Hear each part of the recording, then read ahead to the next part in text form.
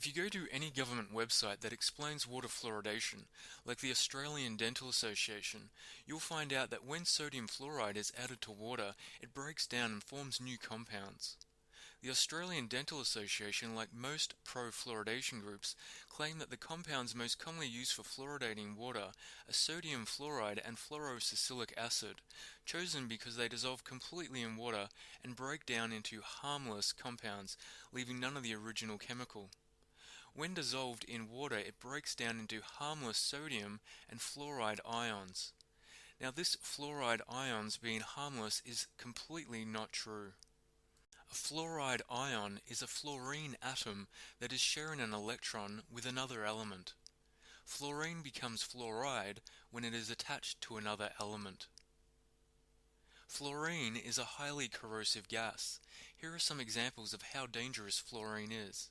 The reason that people know about fluorine is because it is one of the really reactive elements. It will react with all the elements in the periodic table except neon and helium. Basically, I've got another fluorine cylinder filled up from the roof with about 5 atmospheres of fluorine in it. So this is now going to release the fluorine, and what I've got in this demonstration here is just a scouring pad. Basically, it's a metal scouring pad, iron wool.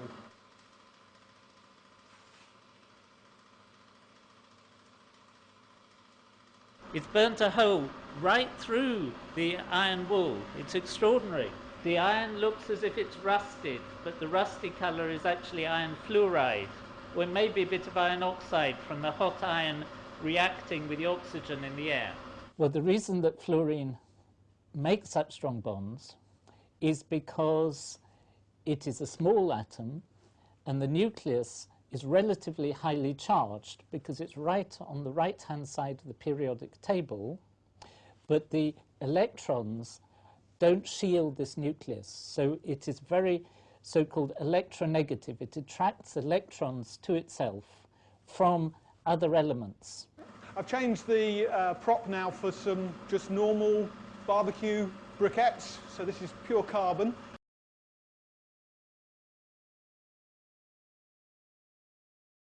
So we haven't done anything. This is cold charcoal and cold gas, and the gas just touching it is enough to start the fire. Think of that, just the cold gas setting things on fire. Most chemists are really too frightened to work with fluorine. You can't use it in glass vessels. It doesn't attack glass, but if the glass is a tiny bit wet, and most glass has moisture absorbed to it, then the fluorine forms hydrogen fluoride when it reacts with the water, and the hydrogen fluoride just eats through the glass. Hydrogen fluoride is created when sodium fluoride is dissolved into water. Hydrogen fluoride in water is called hydrofluoric acid and is extremely corrosive.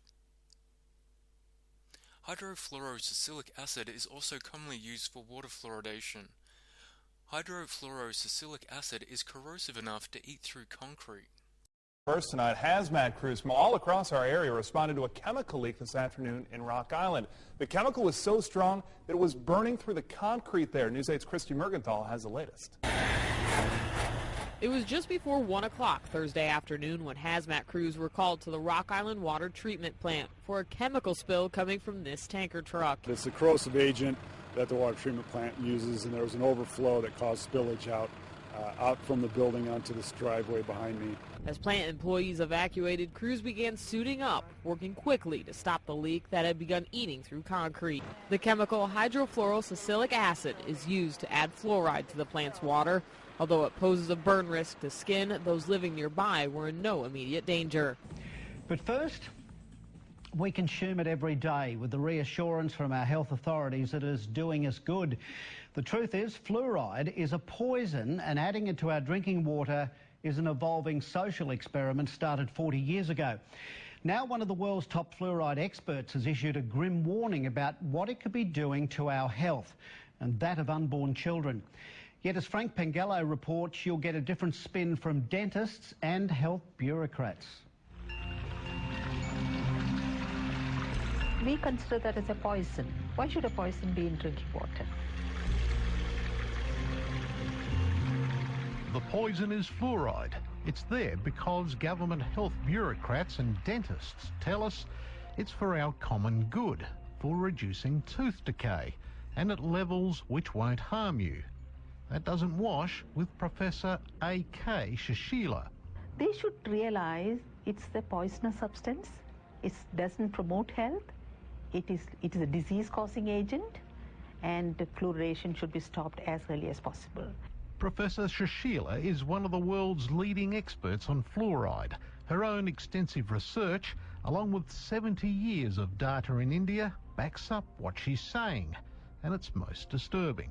I would consider a pregnant mother taking fluoride-contaminated products. I'm using the word products, which includes water, toothpaste, black tea, processed food products which has fluoride. Any liquid? Anything. Where her urinary fluoride is high, she is going to cause a lot of damage to the fetus, the growing embryo, the infant which is going to be born. The American Dental Association warns against using fluoridated water to mix baby formula. Not so here.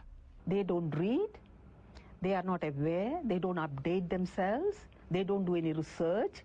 So we are in a serious problem. Professor Shashila says exposure to fluoride could also be the cause of many ills like neck, shoulder and joint pains, which may be misdiagnosed by doctors. She routinely does urine tests to check fluoride levels in her patients. Remove the fluoride ingestion, starting from toothpaste, black tea, fluoridated water, whatever, and you bring down the urinary fluoride to normal limits, the patient recovers. Fluoride is also used as a preservative and also lurks in many products we consume. But apart from toothpaste, it's not listed on labels.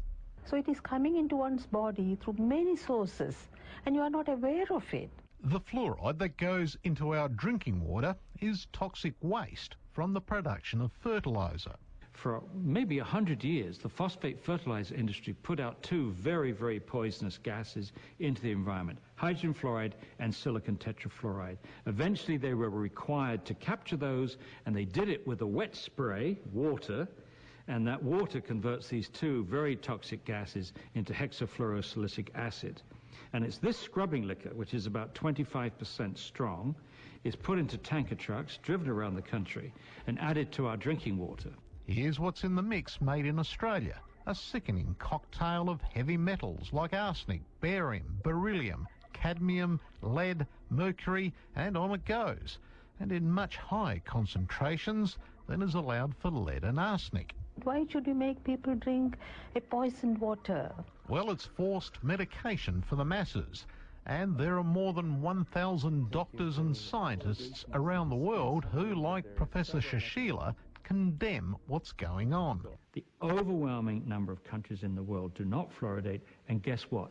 Their teeth are just as good, if not better, than ours. It aggravates dental decay. The tooth gets pitted, perforated, it gets chipped off, it breaks, and also at a much younger age, the people will become edentulous, means they will lose their teeth.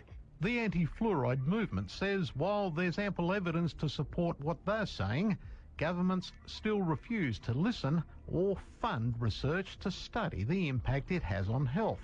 The real culprit here is these bureaucrats who are spinning the information before it gets to the decision makers. And that's what's outrageous. We expect, I think, politicians to spin, but we shouldn't expect civil servants to spin. A mistake?